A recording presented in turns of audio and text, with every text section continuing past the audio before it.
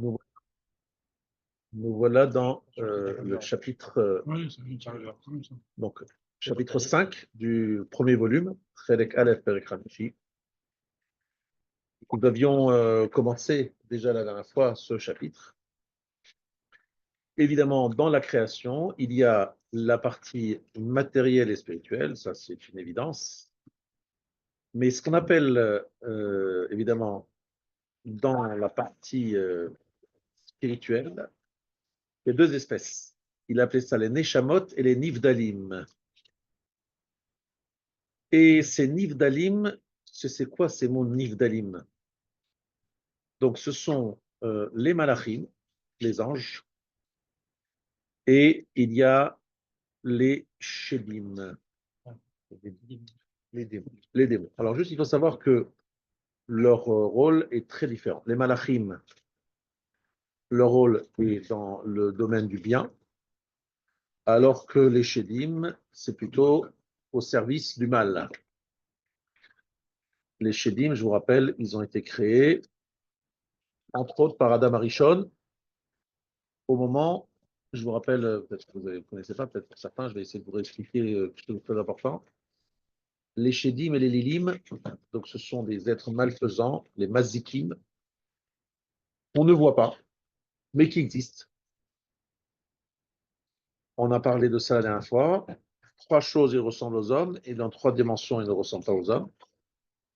Ils mangent, ils boivent, ils se reproduisent. Shisha Dvarim Neemru Beshedim ou Shosha Bemalaché Asharet.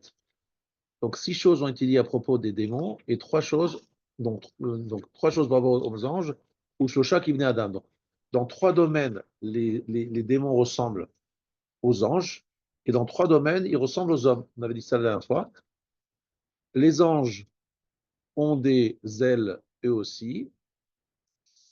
Les anges volent d'un bout à l'autre du monde et aussi. Ils savent ce qui va aller se passer, ce qui se passera dans le futur, et les anges aussi. Ensuite, ils ressemblent en trois domaines aux hommes. Ils mangent, ils boivent, et ils se reproduisent, et ils meurent comme les hommes. C'est ce qu'on avait expliqué la dernière fois. C'est un Mahamar Chazal dans Chagiga, page 16. On parle des Shedim. J'étais en train de vous dire qu'Adam Arishon, pendant 130 ans, il s'est séparé de sa femme. Et pendant ces 130 ans, il avait Otsad Zeral Vatala, une perdition de sa semence, de son sperme, en vain, pour des raisons purement de force majeure. Alors pourquoi il s'est imposé 130 ans de séparation de sa femme? C'est parce que il voulait faire tchouva de la faute, de sa faute à Adam Arishon, de la faute d'Adam Arishon. Pendant ces 130 ans, il y a eu une création de démons par justement son zéra, sa semence dispersée en vain. Otsad Zera Levatala. Ça, c'est un des sources. Il y en a qui disent que ça a été créé Ben Hashmashot, les Shedim. Ils sont là pour nous embêter un peu, pour être très franc. Et nos sages nous disent même qu'ils se frottent au Tamidei Chachamim. Donc c'est pour cela que des fois, les habits des Tamidei Chachamim sont un peu listrés, un peu brillants, à cause de la frottement des Shedim. Pourquoi il s'est séparé de sa femme?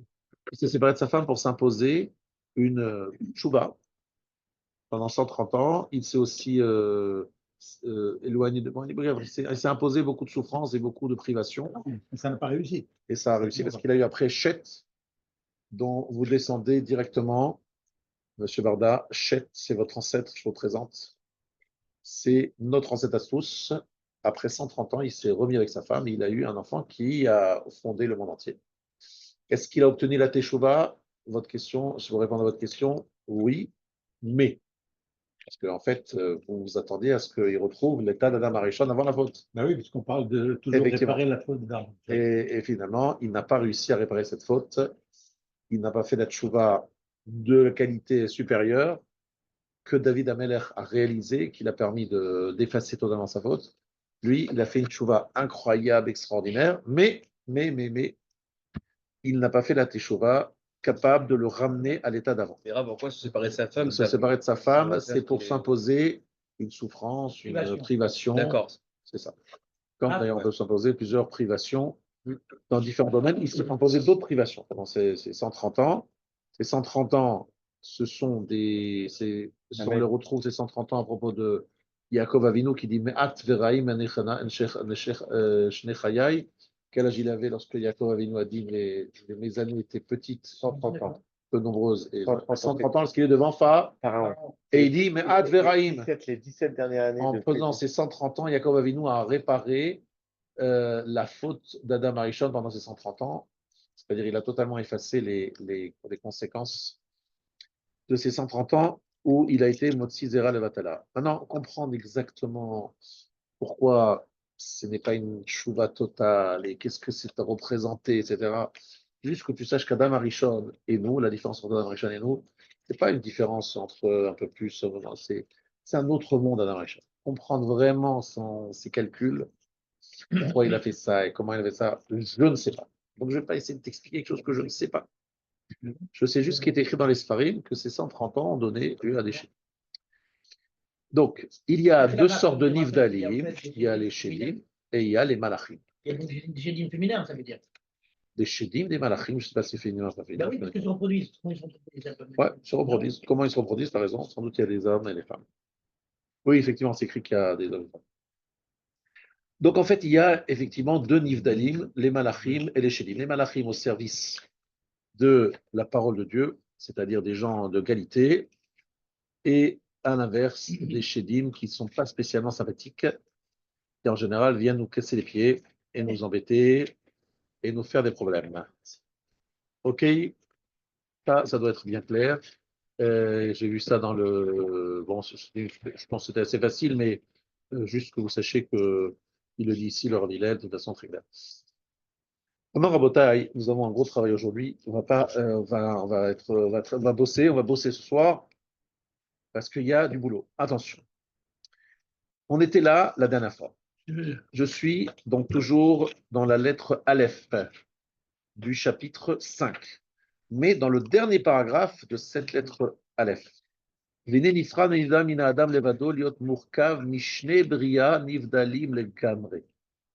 L'homme a une particularité. C'est qu'il est composé de deux créations complètement éloignées l'une de l'autre, entièrement séparées l'une de l'autre. Une neshama supérieure et un corps très très bas.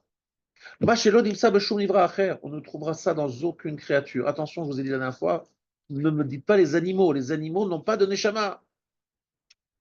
Ils ont un nefesh, c'est un nefesh béhémite, incomparable avec notre neshama. Surtout, ne faites pas de malgame.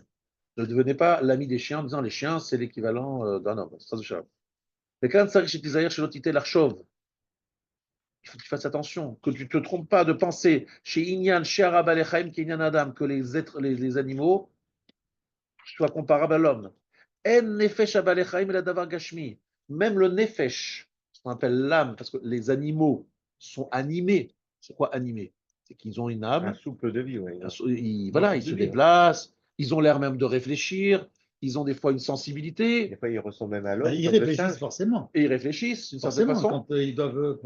Ils doivent prendre des décisions dans leur vie. Est-ce qu'ils vont choisir de courir après le chat, va courir après la souris ou pas? Ils réfléchissent. Ils ont un instinct programmé. Mais ce sont des instincts et qui sont liés au nefesh ha-behemit.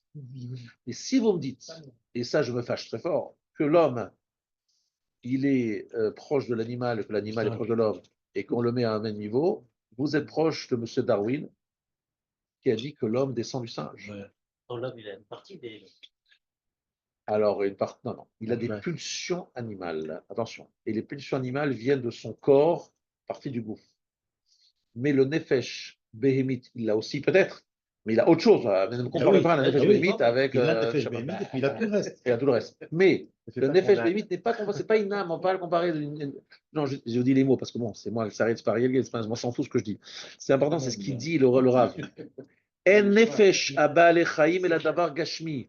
Le nefesh des animaux, baale chaim, et la davar gashmi, c'est quelque chose de matériel. Minadakim chez bagashmi. Oui, peut-être quelque chose des plus fins parmi les choses, parmi la matérialité. Au minano nimsa gamken badam. Il y a aussi de cela dans l'homme.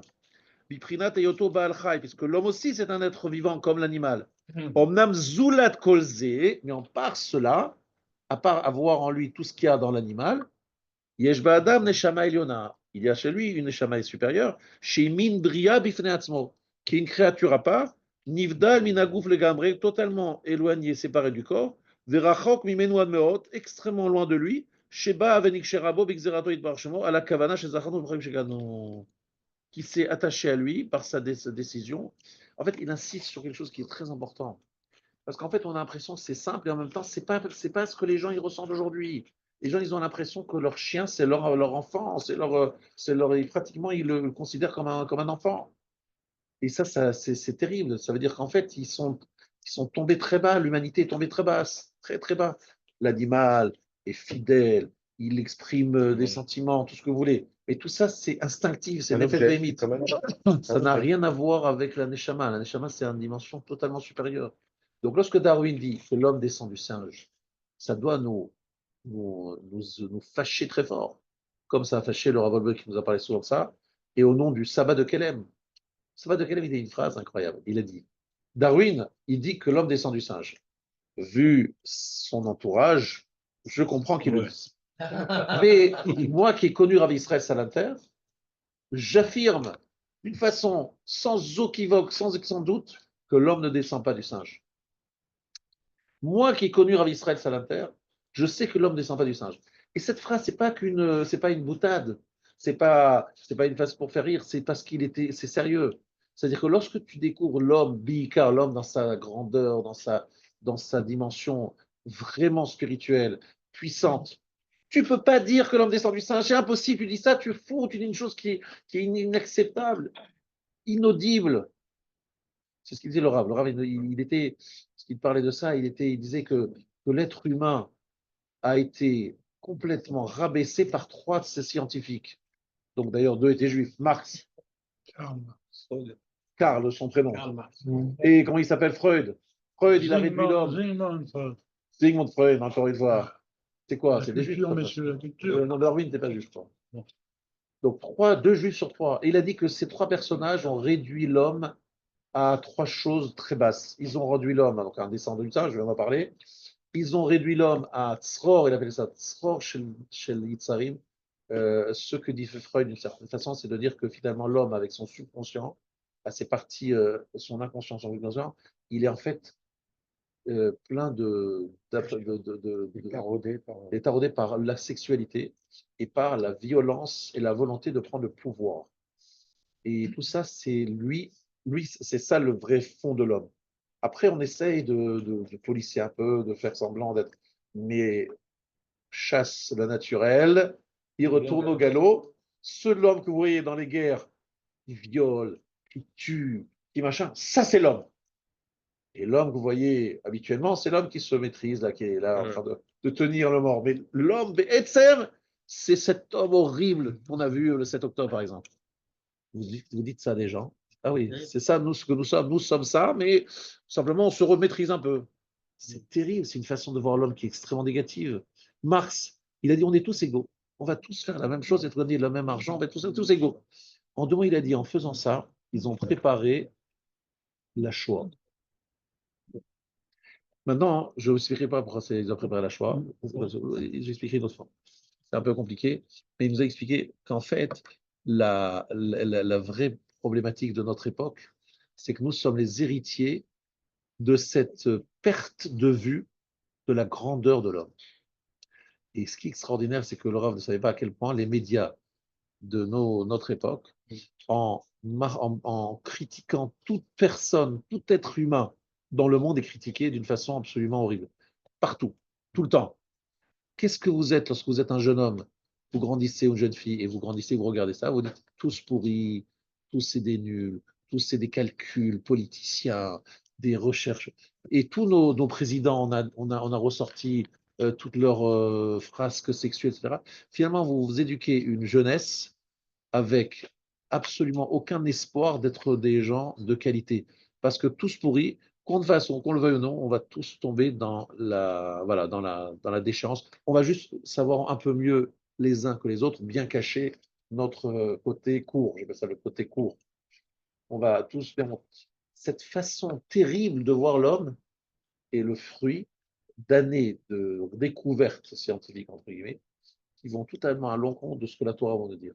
La Torah va nous dire l'homme est grand, il y a une grande échama incroyable, tu as une échama incroyable, ton corps, c'est pas toi, ton morceau là d'inconscient, de conscience, c'est pas toi, ça c'est juste un élément qui t'entoure, mais ce n'est pas ton ce n'est pas ton moi. Ah là là, comme c'est différent. J'ai pris l'arabe. Je connais pas. Ah ben t'es pas d'accord, ben, je suis comme ça, je te dis ce que dit le rabbin. Voilà. Non, mais la Torah elle dit elle-même que l'homme ne n'est pas bon. L'homme devient bon grâce à la Torah. Ah, la Torah nous dit, je vois que le Yetzer Hara, Raminourav, quelque chose de mauvais en l'homme depuis son jeune homme. Et ça, Voilà. tu as raison.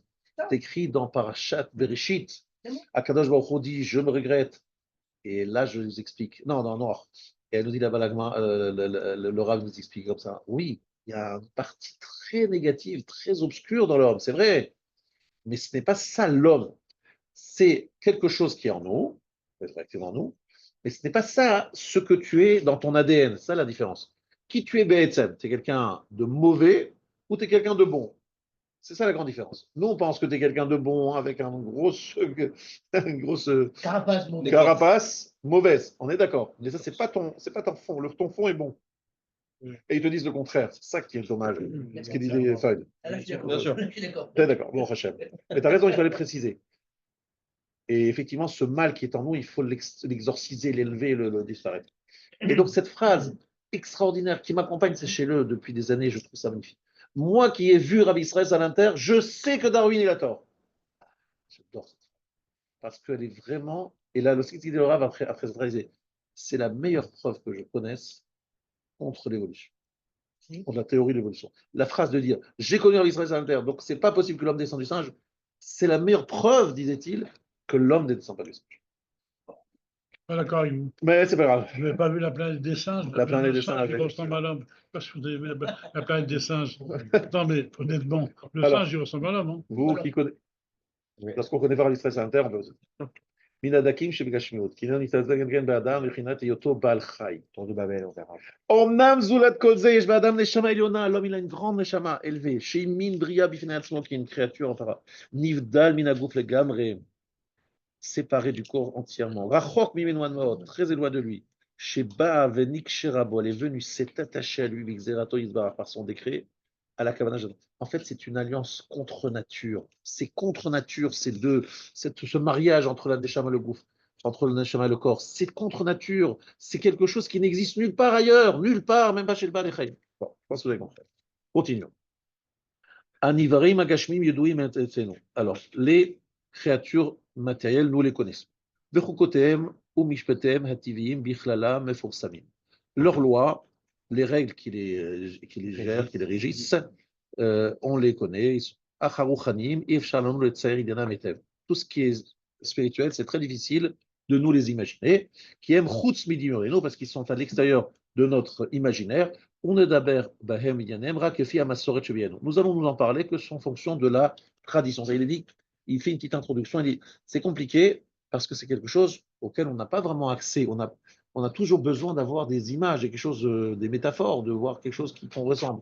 Et là, on a du mal. Parmi les grands fondements,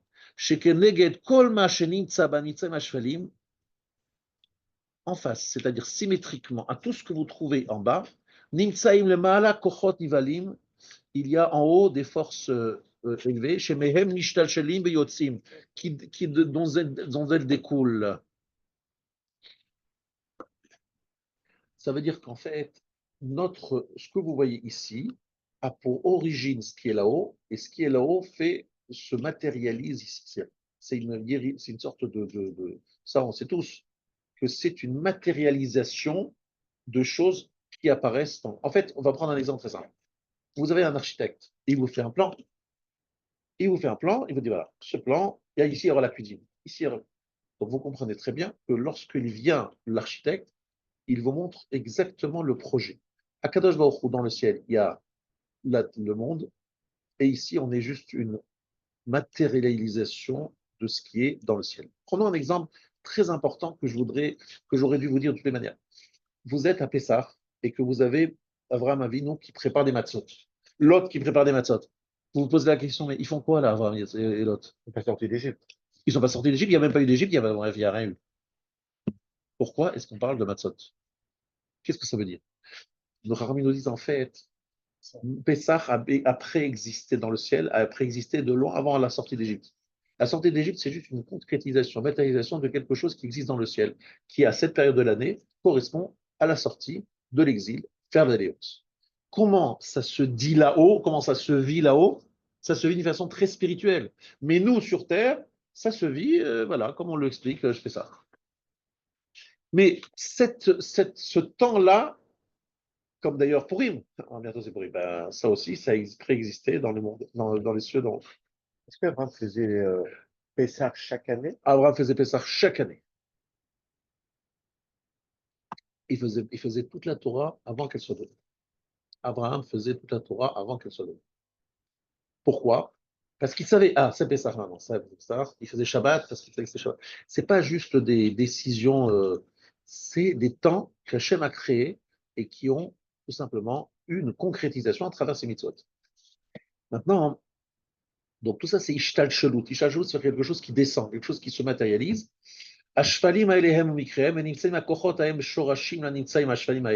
Donc ces forces-là sont des racines de ce qui se passe ici. Je donne toujours cet exemple de l'arbre. Il y a une racine. Ouais. Des racines et il y a des branches. Nous, en fait, on est des arbres à l'envers. Les racines se trouvent là-haut, et c'est ça, et ce qui arrive ici, c'est ce qui est puisé dans là-haut et qui nous donne les résultats ici. Nos racines sont dans le ciel. Votre neshama qui est dans vous, la mienne, la vôtre, elle fait partie, elle a 5 parties. Combien de pourcentage de notre neshama se trouve en nous? Une petite partie. Une grande partie se trouve sous le trône céleste. Et donc on reçoit des influx de cette partie qui est en haut. Mais là, il est en train de parler de quelque chose d'encore plus. Il est en train de dire qu'il y a une concrétisation, une matérialisation d'éléments spirituels qui se font à travers les différents événements que nous vivons ou à travers la matérialisation que vous connaissez dans tous les domaines. Od masoret biyadenu, she'al kol etzem v'chol mikre shel hanitzayim hashvelim haele, ufkedu pkidim, alors là c'est très important, min hasug hamalachi shezacharnu lemala, il y a des pekidim. C'est quoi des pekidim? Ce sont un pakid, en hébreu moderne aujourd'hui. C'est un secrétaire. Secrétaire, mais un mot plus précis encore, pakid, c'est quelqu'un qui a reçu un ordre, qui a un rôle, qui a un poste. Donc, lorsque par exemple, vous avez le ministre de l'Éducation nationale, qu'est-ce que fait le Premier ministre? Il dit voilà, je vous délègue, monsieur le ministre de l'Éducation nationale, de vous occuper de l'éducation nationale.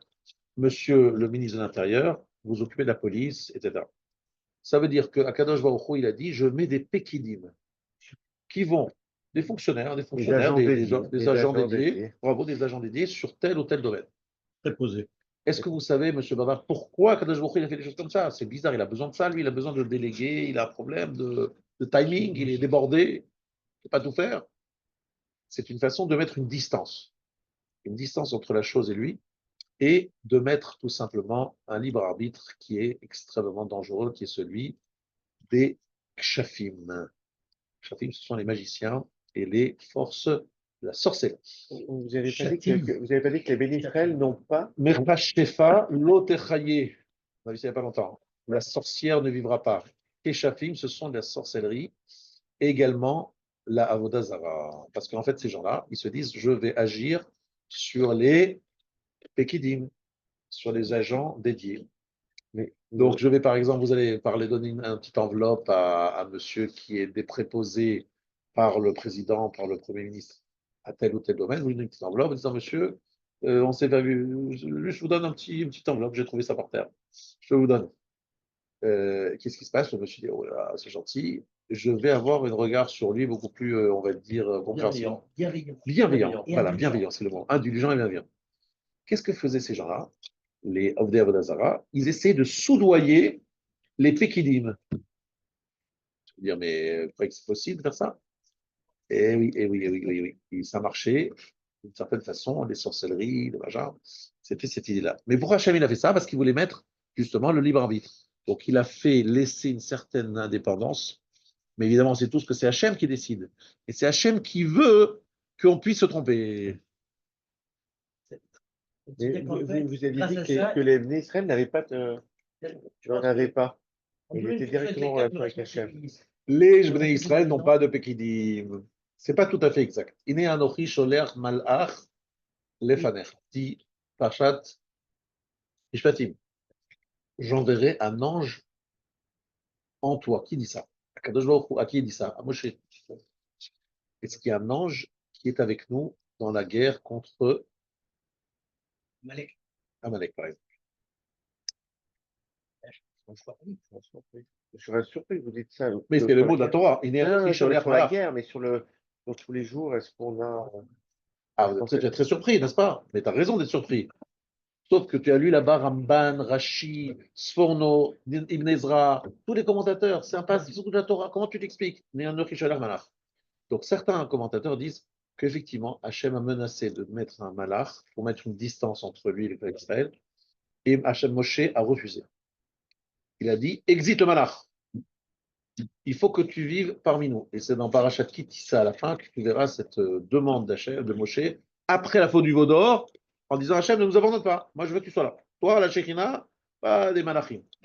Mais par contre, Yoshua Binoun, lorsqu'il arrive en Eretz Israël, qu'est-ce qu'il dit? Il voit un ange avec un glaive.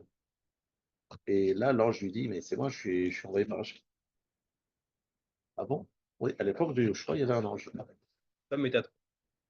Et comment il s'appelle cet ange? Même tête. On ne dit pas son nom. Même tête. C'était notre ange dédié qui nous accompagnait dans la guerre. Il y a mon avis. Et Luanavi, Luanavi. c'est Luanavi, que je n'ai pas compris, il y en avait quoi? Parce qu'on dirait également aussi dans Malachi. était un avis. C'est à la fin des temps, Kadosh Baruch Hu va annoncer la fin des temps avec Luanavi, mais ce n'est pas quelqu'un qui nous accompagne au quotidien aujourd'hui. Il se balade aussi dans le monde, mais il n'est pas. Il est là pour la Mila. Voilà. Mais il a certains rôles, mais. Pour le CDR. Voilà. Donc, ça, il faut que vous compreniez bien à Botaï.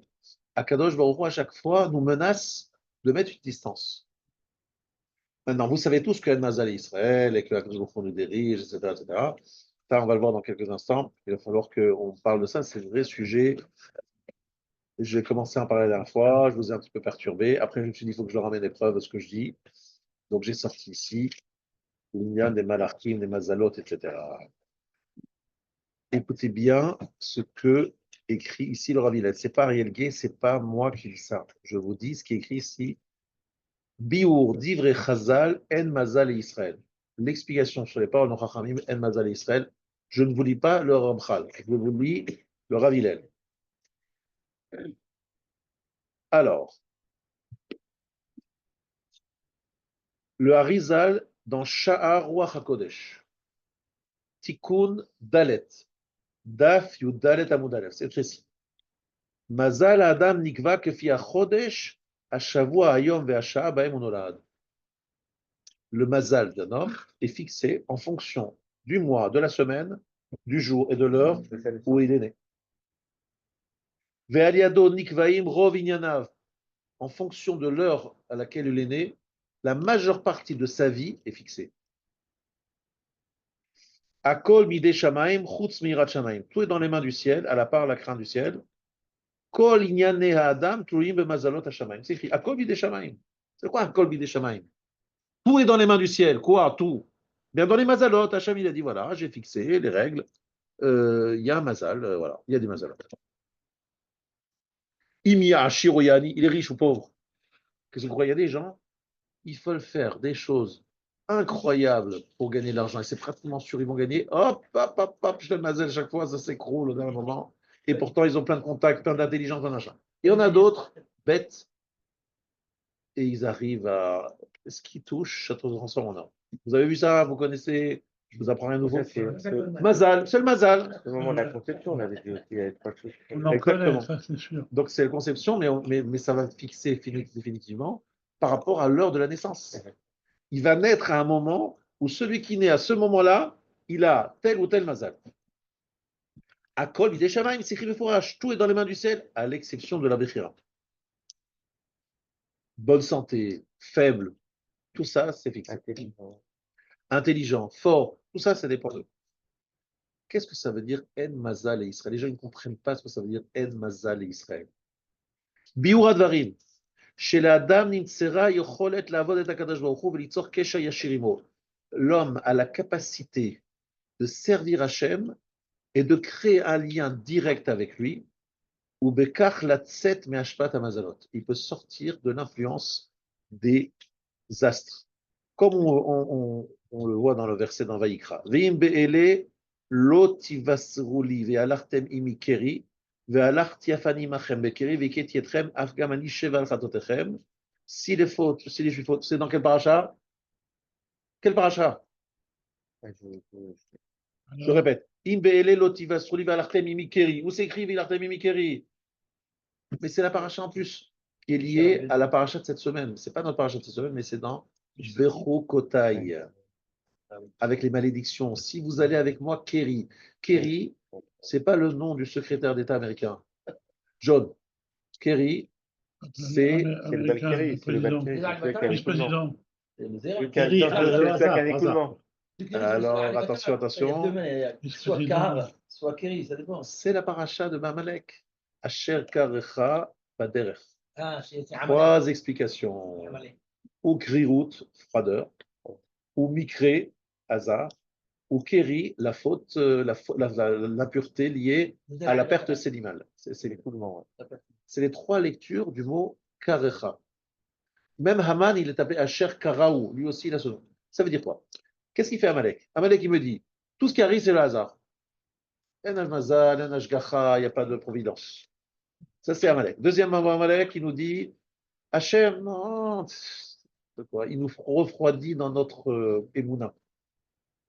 Ensuite, et puis il se moque de tous les gens qui commencent à dire, oui, j'ai vu Ashgacha, j'ai un miracle, machin. Il se moque, il dit, c'est n'importe quoi, ça n'arrivait pas. Ensuite, il y a, troisième effet, Touma, il rend impur. C'est-à-dire, il souille. Ces trois éléments, c'est Amalek. Si vous allez comme Amalek avec moi à Kéri, qu'est-ce que je veux? Moi aussi, moi aussi j'irai avec vous comme ça.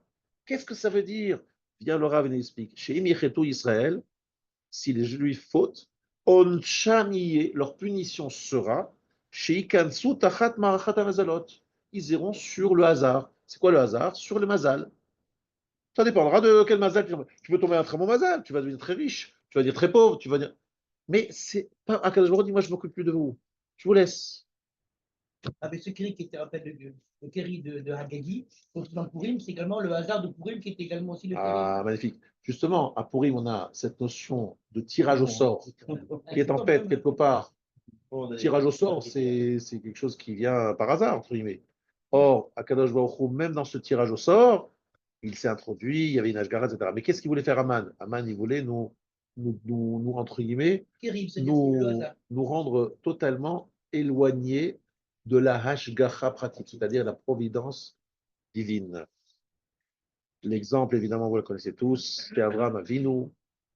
Amar lefanav ribono shel olam nistakalti beistaglinut sheli, je regardais dans ma prophétie, dans mon astrologie, ve'eni raoui lolid ben, je vois dans les étoiles que moi, Abraham, je ne peux pas avoir d'enfant. Amar tse mitagnu shelcha, sors de ta chez En Mazal Israël. Qu'est-ce qu'il a fait à Kadosh? Il a dit sors de ça. Quoi sortir? Je vois dans les étoiles. Eh bien, moi, je vais te mettre au-dessus des étoiles, c'est-à-dire, je vais te mettre au-dessus du Mazal. Et ça, c'est la possibilité que chaque juif a. Mais je vous ai dit la semaine dernière, si quelqu'un ne vit pas avec cette envie de se rapprocher d'Hachem et cette eh bien, il vit sous le Mazal. Et qu'il ne sort pas En Mazal Israël. En Mazal pour le clan Israël. Par contre, le peuple juif, lui, il n'est pas sous le Mazal. Il est sous Nashgacha Pratit, le peuple en son sang.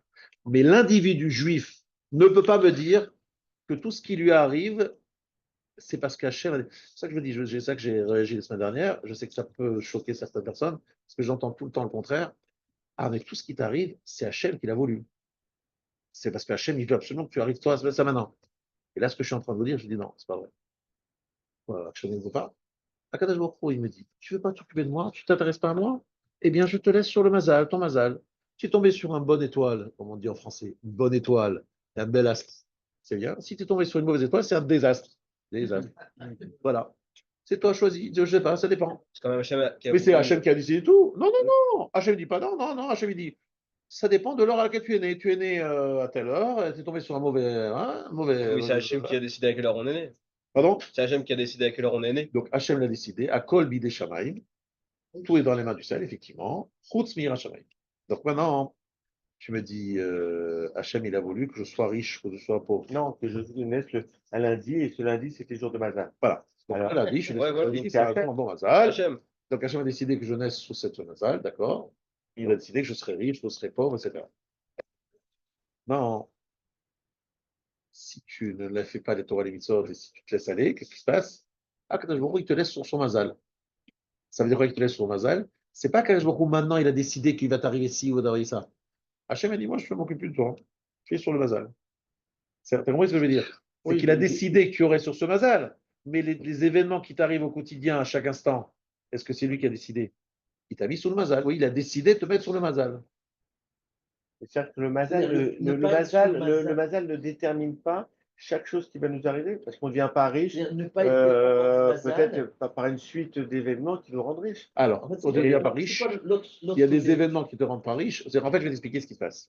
Imaginons que c'est un tzaddik, nisgav, etc. Alors que je vous dis, je te sors de ton mazal, tu étais sous un mazal de pauvreté, tu vas devenir riche, par exemple. Mais quelqu'un qui ne sort pas de son mazal, qui n'a pas la mérite de sortir de son mazal, il reste sur le mazal de sa naissance. Alors, c'est quoi sortir de son Mazal? Sortir de son mazal, c'est-à-dire que par exemple, tu es Avraham Avinu, tu ne peux pas avoir d'enfant, mais si tu fais quelque chose de particulier, tu sors de ton mazal, tu as un enfant. Tu Tu renais à quelque Tu as chose. Hachem, tu as Tu fais Bitachon, Torah, tu fais Milna. ça. Là, tu sors de ton mazal. Akadosh Baruch Hu sort de ton mazal, il te met au-dessus du mazal. Normalement, tu n'aurais pas dû avoir un enfant, mais comme tu as fait tout ce que tu as fait, hop, je t'ai sorti. Alors, les épreuves, ils sont bien là pour faire monter de niveau, faire changer. Oui, mais Se il peut rapprocher. y avoir des épreuves qui viennent par Ashgacha Pratit, c'est-à-dire qu'Akadosh Baruch Hu, il te l'envoie parce que tu es devenu son copain, il t'aime bien, il te dit, bon, qui aime bien, châtie bien. Ça peut être ça.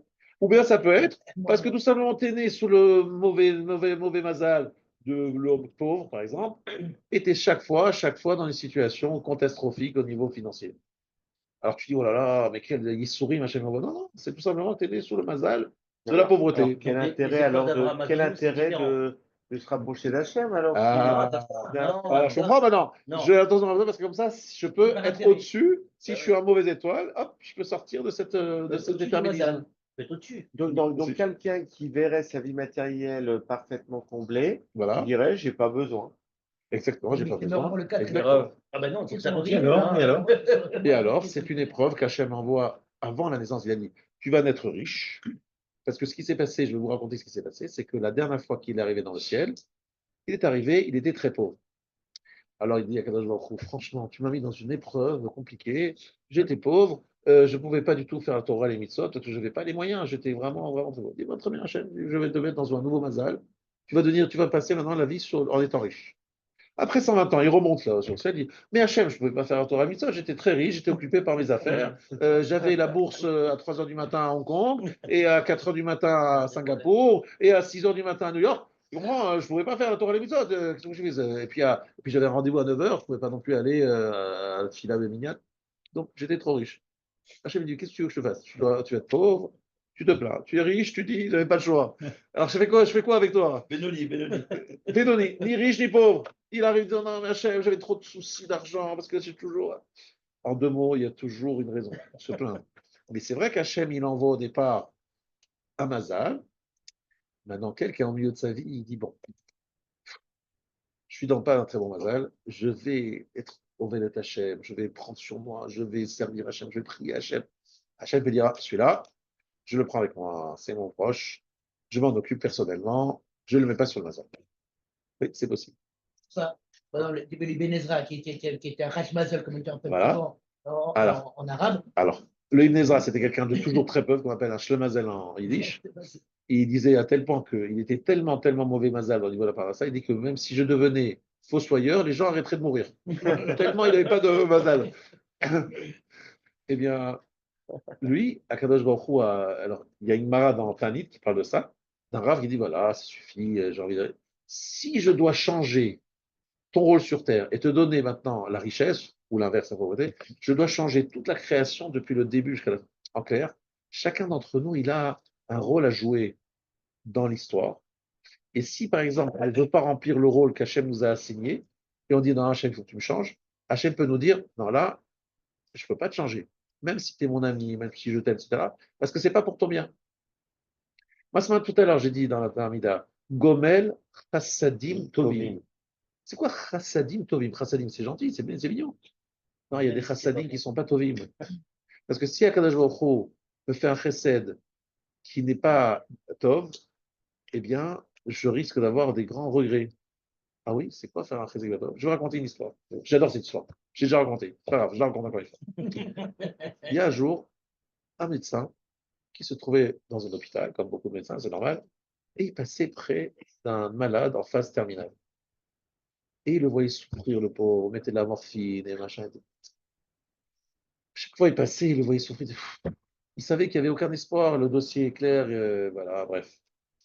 Un jour, personne ne le regardait. Il a débranché, il a fait en sorte que le bonhomme, il meure sans souffrir. Voilà, ça suffit, ça y est, il a souffert. Ouais. Bon, il allait se coucher cette nuit-là, et dans son rêve arrive le monsieur. Il dit, écoute, pourquoi tu m'as fait ça? Je dis, mais j'avais de la peine pour toi. C'est par pitié, je savais que tu n'avais aucune chance d'en servir. Je t'ai rendu service. Il m'a dit, mais tu n'as pas compris.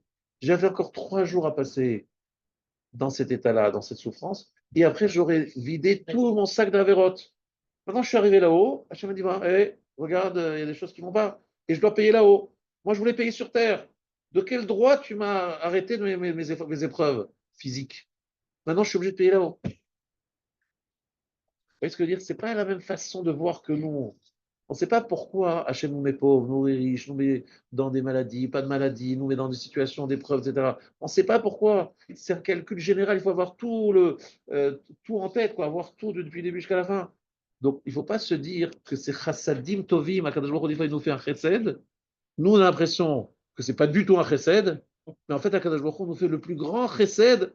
Si on savait lire les choses comme elles sont, on dirait merci Hachem, donne-nous encore. Donne-moi encore, je veux un bon sur chesed là. Les gens disent, mais c'est pas un chesed ce que je te donne, c'est des épreuves. Mais j'en ai besoin, ça m'arrange. On ne sait pas ce qu'est le chesed, le bon chesed. Donc, Rabotai, il y a un mazal pour chacun d'entre nous. À Kol Bidei Shamaim, Outz Mirat Shamaim, on a le libre arbitre. Mais par contre, il y a des gens qui sortent du mazal. C'est quoi le seuil pour sortir de ce mazal et pour aller sous la providence divine? Alors là, pour répondre à ta question, c'est une très bonne question, mais pour comment est-ce qu'on sort de son mazal et qu'on arrive à se détacher de son mazal, tu as bien compris que pour répondre à cette question, je vais te répondre très simplement, respecte le Shulchan Aruch, de Aleph jusqu'à Tav, et une Emouna et une Bitachon sans faille, fais Avoda, Torah, Avoda, Gemilut Chassadim parfaitement, et là, tu es sûr de sortir du mazal. Maintenant, si tu fais moins que ça, tu n'es pas parfait, et tu vas, à quel moment Hachem, il te dit, bon, allez, je te sors. Si j'étais Hachem, je pourrais te répondre, je ne suis pas Hachem, je suis désolé, je n'ai pas de redéfinition et je ne peux pas te dire à partir de quel moment ça bascule. Nous, on sait qu'Abraham Avinu, à son niveau là, bon, il est sorti, mais nous, on n'est pas Abraham Avinu, on est loin. À quel moment ça bascule, je ne sais pas. Maintenant, je vais te dire une chose, un grand secret, c'est que tu peux avoir la possibilité de sortir pour un temps limité. Et ça, c'est le refrain de Vologine qui l'a révélé. Quelqu'un qui se trouve dans une situation très difficile. Il dit à Kadosh Baruch Hu, Enon Milvado, Enon Milvado, et il se concentre. Il se dit, je suis dans ta bras, tout peut m'arriver, tout peut changer, etc. Même si lui, il n'est pas à cette madriga en général. Mais à ce moment-là, il se concentre. Il est totalement dans ces trucs. Hachem peut le sortir du mazal à ce moment-là et être sauvé par le mérite simplement d'avoir eu cette pensée. Vous vous rendez compte? Durant le spectacle, les personnes sont venues comme ça, jeunes, et ils sont venus transparents par rapport aux terroristes, ils n'ont pas vu. On voit effectivement des gens qui, dans des périodes très très difficiles, ils sont sauvés. On se demande pourquoi, mais comment c'est possible. Alors, quel est leur mérite et pourquoi ils ont été sauvés, on ne sait pas. Mais une des moyens de s'en sortir, c'est En On Milvado, être concentré, et se dire En On Milvado, et à ce moment-là, quand il envoie la Yeshua. Même si c'est au-dessus de son niveau, même si c'est bien au-dessus de ton niveau, parce qu'à ce moment-là, hop, sorti du mazal. Mais pour sortir au continu du mazal, c'est pas évident. Parce que le Rav, dans les mots, il disait, si on faute, j'ai l'impression que dans les mots qu'il disait, c'est à partir du moment où on faute qu'on est. C'est pas parce qu'on faute qu'on en sort du mazal, je dis juste qu'il y a des fautes où Akadosh Baruch Hu, il dit c'est pas grave, il est juste, il a baissé un peu de niveau, il va se relever. Parce que moi, je peux pas répondre à ta question, elle est très bonne, mais en même temps, je peux pas répondre, c'est trop difficile, c'est de savoir chacun. Voilà. On dit que Alors, déménager, changer de. Chavivim Israël, Shenikru Banim Lamakom. Israël sont aimés, je suis toujours dans les écrits de Rav Hillel, hein. Les Israël sont aimés parce qu'ils sont appelés Banim, les enfants. Ça veut dire qu'ils ont la possibilité de créer un lien direct avec Hachem qui les libère de toute la notion même du mazal et être sauvés par ce moyen. Je répète, ça peut se faire aussi dans un temps limité pour monsieur tout le monde, s'il est dans la logique de Edan Nivalo. C'était pour moi très important de partager avec vous ces paroles de Rav Hillel, El Mazal et Hillel. Donc, on a tous un mazal, a priori, et on a tous la possibilité de s'en sortir, et on a tous la possibilité aussi d'en rester sur le micré. Et surtout, ne soyez pas jaloux de quelqu'un qui a l'air d'avoir toutes les facilités et vous, beaucoup de difficultés. Ne soyez pas jaloux, parce que lui, il a un mazal aussi, vous avez un autre mazal, et c'est comme ça. Et c'est sans doute le mazal dont vous avez besoin pour faire votre mission sur Terre. Rav, il se peut qu'on bloque aussi notre mazal aussi. On bloque notre mazal si Avec je des comprends fautes. ce que ça veut dire. Lorsque tu fais des fautes, je répète, au moment de ta naissance, on a décidé que tu serais riche, tu seras riche. Ça ne change à rien, les chataïm, pas les chataïm. On te dit que tu es sous l'or du mazal. Là, on parle de. On Alors, oublie les quand il chataïm. y a un Rav qui te dit, t'as un bon mazal, mais tu le gâches, ça veut dire quoi? Un rave qui te dit, t'as un bon mazal qui le gâche, je ne le connais pas. Ah ben, j'en ai entendu, moi. Oui, je suis sûr que tu as entendu ça. Et vous, que tu comprennes ce que je peux te dire. Morim, etc. Je ne suis pas censé, moi, Ariel Gay, de justifier, de réexpliquer ce qu'un autre rave dit. Et tu sors comme ça, j'explique que des choses qui sont écrites. Et que je ne suis pas censé commenter les paroles d'un autre de mes collègues, avec tout le respect que je leur dois. Mais peut-être qu'il avait une idée qui t'a échappé, il n'a pas expliqué dans le détail. Je ne suis pas mezalzel, je dis juste que je ne peux pas dans quel contexte il t'a dit ça, là. Mais non, des gens qui te disent je vois que tu es sous Sel Mazal et que tu as tel machin, il y a des gens qui ont peut-être des cochotes comme ça, qui sont capables de voir. Moi, je ne sais pas. Moi, je ne vais pas faire. Alors, donc on a des Pekidim et on peut être sous leur dimension. Maintenant, je commence la haute Gimel.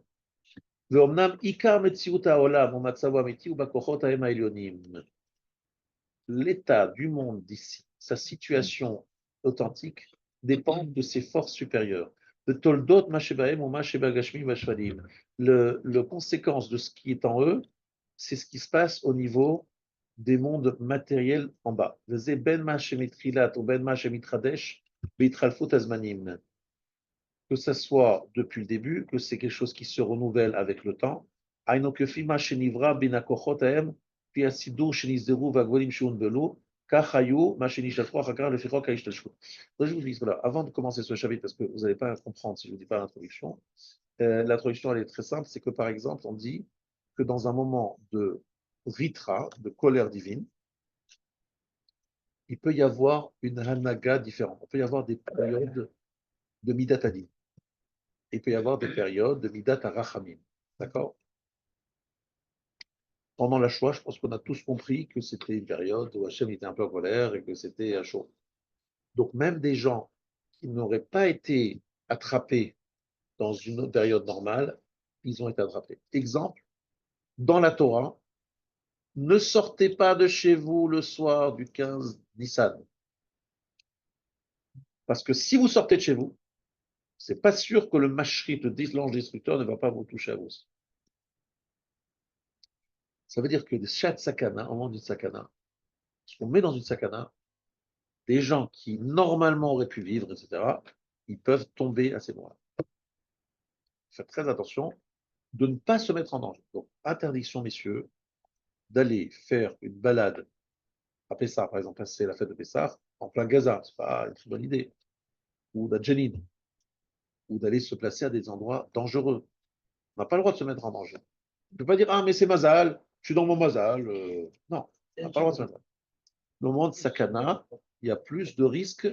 Pourquoi au moment de Sakana, il y a plus de risques? Parce qu'au moment de Sakana, Hachem, il prend les dossiers, Et pour se sauver de la sakana, il faut plus de mérite. Donc, on n'a pas le droit de se mettre dans danger dans ces cas-là. Maintenant, il y a aussi donc, des moments où Hachem il est en colère et des moments où il est moins en colère. Donc, le 7 octobre, ce n'était pas un moment où il fallait sortir de chez soi, c'était un moment un peu dangereux. Il y a des jours peut-être plus sympathiques que ce jour-là.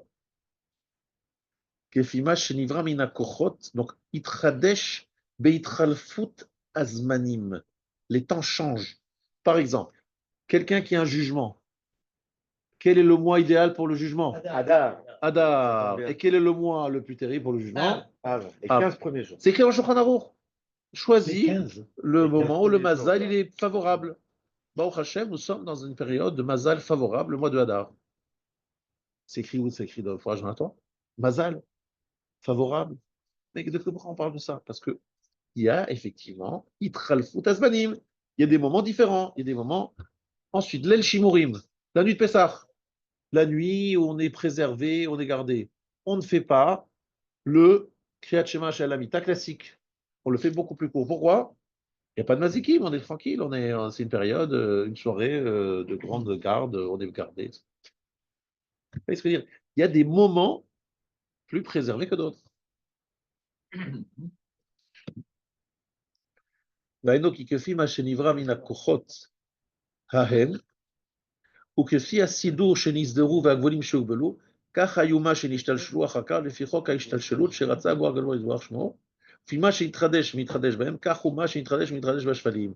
Ce qui se renouvelle en haut, se renouvelle en bas, parce qu'il y a השתלשלות. אכן המציאות, המצב והשדה וכל שאר ההבחנות והכוחות, הם כפי מה ששייך בהם לפי אמיתת עניינם, והמציאות והמצב והשדה וכל שאר המקרים בשפלים, משתלשל ונתק למה ששייך בהם לפי אמיתת עניינם.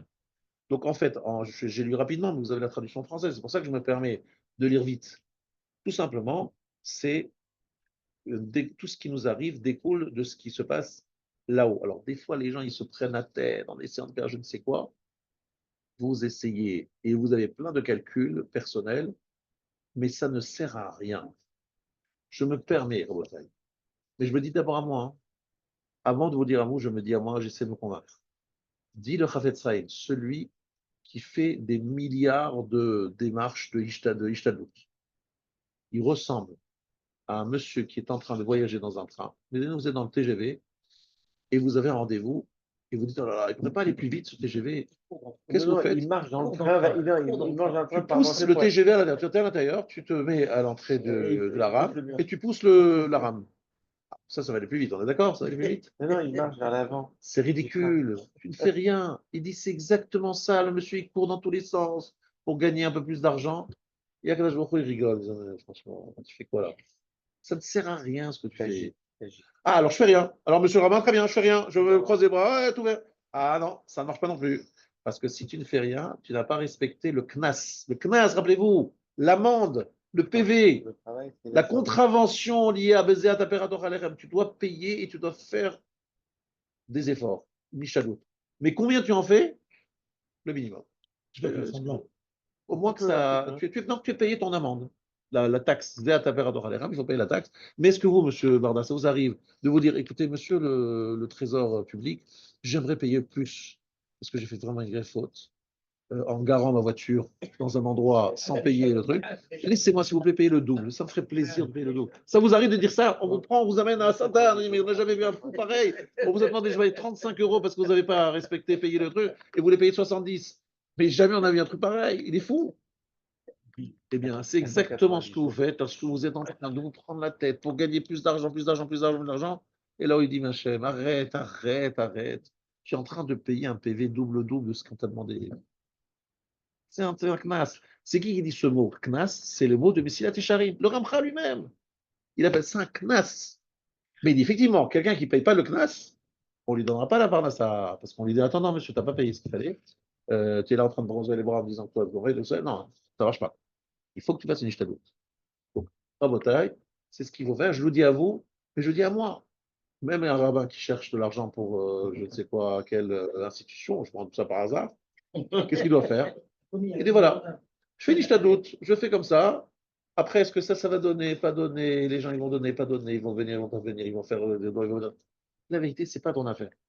Peut-être que là, ils vont rien donner, mais ça va venir par ailleurs.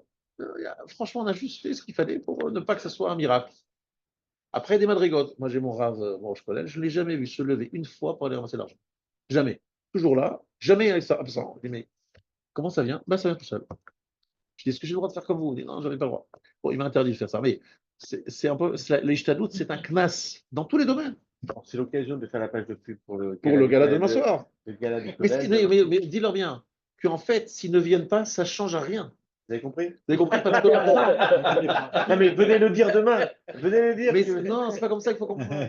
On ne vient pas à un gala parce qu'on se dit, bon, si je viens pas, il n'y aura pas d'argent pour aller. Non, l'argent, il viendra par vous, par quelqu'un d'autre. C'est pas ça du tout la question. La seule question de savoir si vous avez le srout de participer et d'encourager ceux qui s'occupent de ça, si vous avez le srout de pouvoir donner, c'est tout, c'est vous pour vous donner la possibilité de participer. Il y a Et aussi un juste bon pour faire repas. semblant. Hein, pour... Non, comme ça c'est que fait semblant, on fait une comédie, mais en fait tout ça, ça veut rien dire.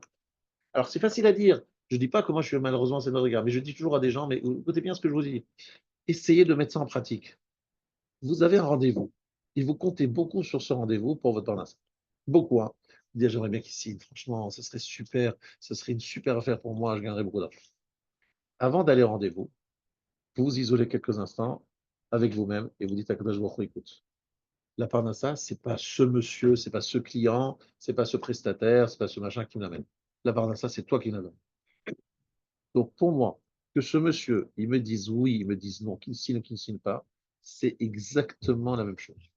Facile à dire, hein, c'est. Ah non, mais moi je connais quelqu'un qui le fait. On a bossé ensemble, Michael Voilà, et moi, ouais, sur 25 km de son. C'est décidé à Rosh Hashanah. Comme une fois, il m'a répété ça quand on travaillait ensemble chez les clients, après on devant avec. Exactement. Et en plus, Rabot Machashavot Belevish, Vatzad Hashem Kitakum. Qu'est-ce que ça veut dire? Chacun il pense, il dit, oui, je vais gagner mon argent grâce à ça, grâce à ce. Il fait je connais plein d'hommes d'affaires qui me le disent, j'ai fait plein de démarches, j'ai préparé le rendez-vous, j'ai travaillé pendant des mois. Ça n'a rien donné. Et il y a d'autres choses où je n'ai pas travaillé, où je ne pensais pas, c'est venu par hasard, entre guillemets par hasard. Et pourquoi j'ai fait ça? J'ai l'impression de faire, finalement, il me donne un message. Arrête de tes gesticulations. Arrête tes gesticulations. Ça suffit. Maintenant, si tu es employé et que tu es payé à l'heure, alors on est bien d'accord, ça n'est pas question. Hein, il faut être là. Non. Faut respecter l'horaire. On ne peut pas dire, ah non, je t'ajoute, non, je vais faire Une minute. Non, non, vous dites à votre patron, moi je fais 40 minutes de TILI, mais 20 minutes je travaille devant mon ordinateur. Il dit, non, ça ne marche pas, ça n'a pas le droit de faire. Même si vous avez raison sur le principe, mais c'est un sourd de faire ça. Je veux juste que ça soit clair. Mais je vous dis ça moi-même, je vous dis ça pour que je l'entende moi-même. Bien. Maintenant, venez lettre Dalet. Le fichoresh ze trilat kol havayot.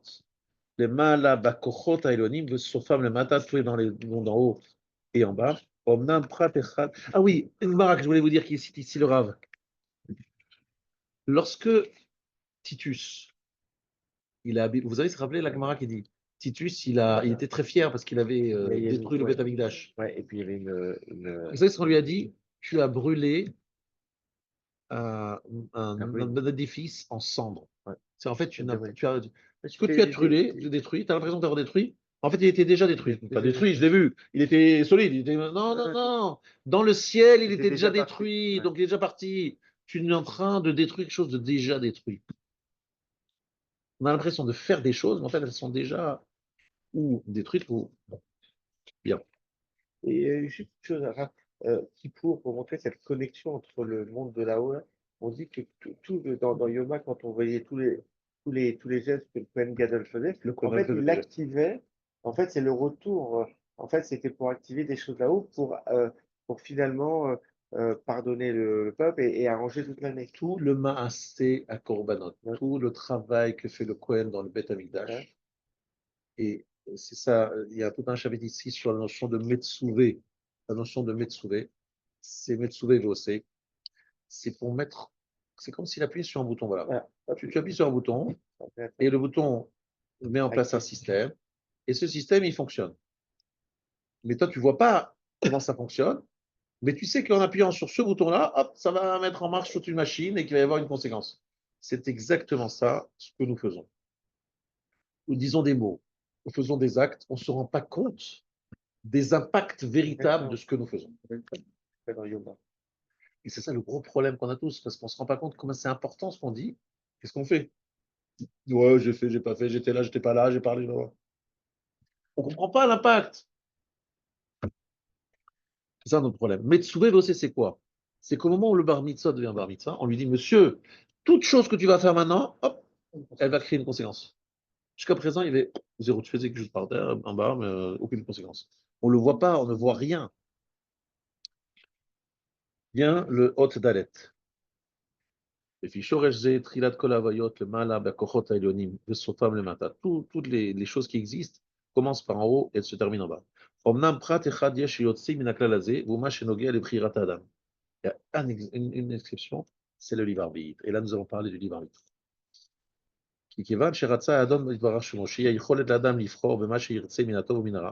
Comme Hachem a voulu que l'homme ait la possibilité de choisir dans ce qu'il veut, entre le bien et le mal, il a fait en sorte que le libre arbitre, ça ne dépend de personne.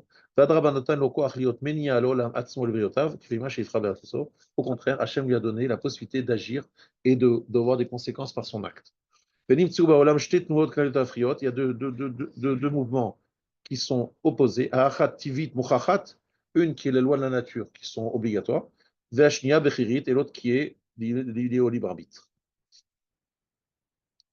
Alors là, je voudrais vous poser une question. On est en train de parler du libre arbitre ici, et je voudrais vous poser une question très très forte. Est-ce que vous allez être une chose de magnifique? Le Or HaChaim Akadosh nous dit que Vaishma Reuven, Reuven a entendu que ses frères voulaient tuer Yosef. Vayatzileu miyadam, il les a sauvés. Vayomer lo nakenu nafesh, ne le tuons pas. Ashlichu oto laborazé, jetez-le dans ce puits. Reuven ne savait pas qu'il y avait dans ce puits des serpents et des scorpions. Il le savait.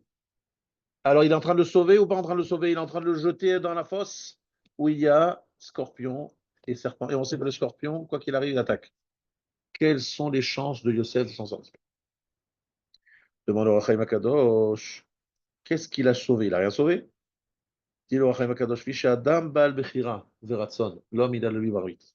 Il peut tuer quelqu'un qui n'est pas Chayav Mita. Mais les bêtes sauvages, Lo Yifgeu Ba'adam, Im Lo Yitrayev Mita Lashamayim. Les bêtes sauvages ne peuvent pas tuer quelqu'un tant que Hachem l'ait décidé. Les frères de Yosef, explique le Rav Hillel, savaient penser qu'il était Chayav Mita. Ils pensaient que Yosef était Chayav Mita. Pourquoi? Parce qu'il était Mored Bamalchut. Il était rebelle, il s'était rebellé contre la royauté. La royauté de qui? De Yehuda. Tu te rebelles contre Yehuda, tu es Chayav Mita. Et parce qu'il leur a pas raconté du Lachon Hara. Maintenant, ils disent, mais peut-être qu'on a tort. Peut-être qu'on est Nogéa Badavar, notre jugement est biaisé parce qu'il nous a il est partiel, parce qu'il nous a mal jugé, etc., parce qu'on lui en veut, parce qu'on est jaloux. Peut-être c'est à cause de ça. Ils sont dit, on va le faire un test. On va le mettre à côté des bêtes sauvages, c'est-à-dire les serpents et les scorpions. Si ces bêtes sauvages ne le touchent pas, c'est un test révélateur que dans le ciel, on décide qu'il n'est pas Chayav Mita. Oui, on le met dans une situation où les bêtes sauvages, on sait qu'ils n'ont pas de libre arbitre, que s'ils peuvent le toucher, c'est uniquement parce que Hachem a décidé qu'il était Chayav Mita. Donc on le met dans le puits, comme ça on va le tester. Pourtant, dans Sanhedrin de demain, Alors, ils disent que si on met devant un lion, on dit un lion, dans tous les cas, il attaque. le lion ne peut pas toucher quelqu'un qui n'est pas Chayav Mita, Bidei Shamayim, dit le Rachaim Akadosh. C'est un principe. Il ne peut pas le toucher s'il n'est pas Chayav Mita. Et donc, ils l'ont mis dans le puits pour le mettre à l'épreuve. Et ils l'ont ressorti du puits vivant. Ils ont dit, ah, c'est qu'Hachem, il ne veut pas qu'on le tue. Mais quand même, on veut l'éloigner de notre famille. Donc, on va le vendre. On ne va pas le tuer, on va le vendre. Comme par hasard. Et finalement, il est devenu le roi grâce à cette vente. Mais attention, le test, je ne sais pas si nous, on a le droit de le faire comme ça, etc. Mais Yosef Hatzadik, lui, se présentait comme un tzaddik. Ils ont dit, c'est un tzaddik, il ne va jamais être mordu par les serpents. C'est ce qui s'est passé. Donc, ils ont vu que Yosef, c'était un vrai tzaddik. C'est incroyable. Mais si c'est dans leurs mains, ils auraient pu tuer Yosef, même si Hachem n'avait pas décidé de le tuer. Parce que comme l'homme, il a le droit à un libre arbitre, Hachem, il donne la possibilité à un homme de tuer même quelqu'un que Hachem ne veut pas qu'on tue. pour que le libre arbitre soit totalement ouvert pour chaque homme. Ça, c'est le Orach Chaim Akadosh. Incroyable, Oui. Si incroyable. Hachem ne veut pas que quelqu'un soit tué, il est quand même tué. Pourquoi? Parce Pour la raison du libre quelqu'un arbitre. qui possède le libre arbitre a décidé de le tuer et qu'Hachem a voulu donner à l'homme le libre arbitre, c'est plus fort ce choix qu'a fait Hachem de donner à chacun le libre arbitre que le fait de protéger cet homme qui n'est pas Chayamita. Ah, vous allez dire, oui, c'est injuste, parce que lui, le pauvre, il ne méritait pas de mourir. Eh bien, Akadosh Baruch Hu va rééquilibrer les choses autrement. Et il y a, dans la Gemara, plusieurs histoires où Akadosh Baruch Hu, il rééquilibre les choses d'une autre façon. Attention, messieurs, Mais c'était pas on aussi a le le libre fait arbitre. que cette personne, elle s'est mise dans une forme de danger pour que finalement.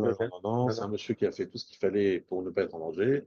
Et il y a un être très malfaisant qui a le libre arbitre, qui a décidé de le tuer. En fait, il n'a pas décidé de le tuer. C'est lui qui, Hachem, il s'est trouvé dans une situation, voilà, il a tué. Alors, sachez qu'il y a dessus, il y a beaucoup de discussions sur ce point-là. Tout le monde n'est pas d'accord. Il y a une preuve dans le Zohar Kadosh, a priori, qui dit le contraire. Je dis juste que là-dessus, il y a une marloquette. Mais en tout cas, le Rachaim Akadosh, c'est sûr qu'il pense ça. Que quelqu'un qui a libre arbitre, il est capable de tuer quelqu'un que Hachem ne veut pas qu'il meure. Parce qu'Hachem veut que le libre arbitre soit total. C'est quelque chose que Hachem s'est imposé. Akadosh Baruch Hu nous donne des forces pour faire le contraire. Alors attention, des fois il y a des Rechaïm, des sacrés bonhommes, des voyous, qui se disent, regardez la tzlacha que j'ai, je réussis à tuer, à voler, à truander. C'est que Dieu est avec moi. On peut aller très loin. Je suis le Hamas, je vois le 7 octobre que ça fonctionne bien au-delà de mes espérances. Qu'est-ce qu'ils ont fait? Il y a un film où on voit les responsables du Hamas se prosterner, remercier Dieu en disant merci mon Dieu de nous permettre, tu es avec nous, tu nous aimes, tu nous aides, tu nous accompagnes. Voilà ce qu'ils ont dit ce jour-là. Donc ils ont compris qu'Hachem était avec eux. Et même si après ils l'ont payé très cher, mais pour eux c'est une victoire qu'ils ont eue, même s'ils l'ont payé très très cher. Mais ils se disent Dieu nous était avec nous, Dieu était avec nous. Il a dit peut-être qu'un jour il va être en colère contre eux. Voilà, ils attendaient le jour où il sera en colère et ils ont trouvé ce jour-là et ils ont dit regardez, Dieu est avec nous. Ils ont remercié Hachem. Et vous croyez qu'Hachem il voulait vraiment. Oui, malheureusement, c'est qu'ils n'avaient pas tout à fait tort. C'est que ce jour-là, Hachem était en colère et qu'il voulait, etc. Oui, mais est-ce que c'est une raison pour dire que Hachem va les aider et que c'est leur grâce à leur. Non, Hachem ne les aime pas. Mais il les a utilisés pour être un bâton sur nous. Eh oui. Non, mais je veux dire, parce que souvent on a une interprétation biaisée, nous, des choses. C'est pour ça que. Mais c'est terrible, ça donne entre guillemets une légitimité à des barbares. Non, on ne dit pas que c'est légitime. On dit Non, juste que Hachem leur donne la possibilité de faire des choses horribles, alors qu'on sait qu'Hachem, il n'aime pas ça, tu vois, mais il dit, mais j'ai décidé de laisser le libre arbitre. Alors, où est la protection du peuple d'Israël? Alors attention. Yesh Mazal et Israël, c'est qu'Akadosh Baruch Hu fera en sorte que même si un Hitler, il marche qui a décidé de la solution finale, il va malheureusement arriver à tuer 6 millions, c'est quand même pas rien, un tiers de la population juive mondiale, mais jamais il ne réussira à tuer tous les juifs. Et comment est-ce qu'Hachem il a fait? Il lui a donné une idée bête, folle, d'aller attaquer l'Union soviétique. À l'époque, ça s'appelait vous savez, voilà, l'URSS. Et il s'est attaqué et il s'est complètement embourbé. Il a failli réussir en plus même là-bas. Hein, c'était pas. Il lui a donné des idées folles et il était très pressé et il a fait des erreurs stratégiques. Comme ça, Akadosh Baruch Hu nous a protégés en le faisant perdre cette guerre. Mais il était bien parti. S'il avait continué à travailler avec les Soviétiques, etc., il aurait pu beaucoup gagner, etc. Mais Hachem a fait en sorte de nous protéger. Mais lui, il voulait être marqué, être kol, à Klal Israël. Akadosh Baruch Hu dit jamais ils auront la possibilité de le faire. C'est une promesse certaine. Oui, mais malheureusement, lorsque tu regardes les chiffres que la Gemara nous donne pour la destruction du second temple, c'est des chiffres incroyables. Et j'ai vu des études historiques comme quoi le peuple juif, à l'époque, après la destruction du premier temple, du deuxième temple, il y avait très peu de monde qui restait. Il y en a même certains qui disent qu'il restait 300 000 juifs dans le monde. Après la destruction du deuxième temple. Ouais. Mais non, je ne suis pas certain de cette source. Mais en tout Non, cas, mais c'est sûr qu'il y a eu énormément de morts. on le voit dans le Gemara, il y a la tribu de Benjamin quand ils sont battus entre eux, Voilà. ils en ont Il laissé restait pratiquement 600 plus familles, personne. Voilà. 600 familles, juste pour permettre juste de la Il repeupler. n'y avait même pas un petit 600 peu. familles. Il y avait même ça. 600 hommes. 600 hommes. 600 hommes. Et même ces hommes, ils n'avaient pas le droit de se marier. Bref, il y avait toute une histoire. Ils risquaient d'y avoir plus Mais on personne. disait on ne pouvait pas la détruire, et c'est pour ça qu'on Voilà. donne de l'argent. Donc en fait, ce que vous voulez, c'est qu'Akadosh Baruch Hu, il fait en sorte, Lo Yanu Velo Yishan Shoma Israël. Akadosh Baruch Hu nous préserve. Le jour est avec nous. Et ça, c'est En Mazal et Israël. Mais malheureusement, les 6 millions, où était le Mazal? Mais En Mazal, le Klal Israël, le Israël ne va pas disparaître. Et il y a une siyata d'Ishmael incroyable pour le Klal Israël. Par exemple, des bus qui doivent exploser à 9 h du matin et qui finalement, on les a s'est trompés, on est bien 9 h du soir. C'est quand même une faute bizarre. On voit bien que c'est En Mazal Israël, on voit vraiment qu'il y a un Mazal quand même pour le Klal Israël. On voit que eux-mêmes, si, comme je vous ai dit plusieurs fois, s'il fallait faire intervenir tous les ennemis d'Israël qui tout le temps préparent des attentats, préparent des choses, et s'ils pouvaient vous raconter combien de fois ça échoue, ils vous diraient voilà, Yesh Mazal Israël, Yesh Mazal. Ils diraient eux-mêmes, Yesh Mazal Israël. On essaie juste d'avoir la fenêtre où Akadosh Baruch Hu nous laisse passer. Mais on voit qu'il y a Yesh Mazal, mais malheureusement, pour nous, il y a toujours des petites fentes où ils peuvent se truc. Mais ils essayent jusqu'au bout. Voilà, Rabotai, ce que je voulais partager avec vous ce soir. Je vous souhaite Mais par rapport de l'arbre renversé, elle est. Ah oui.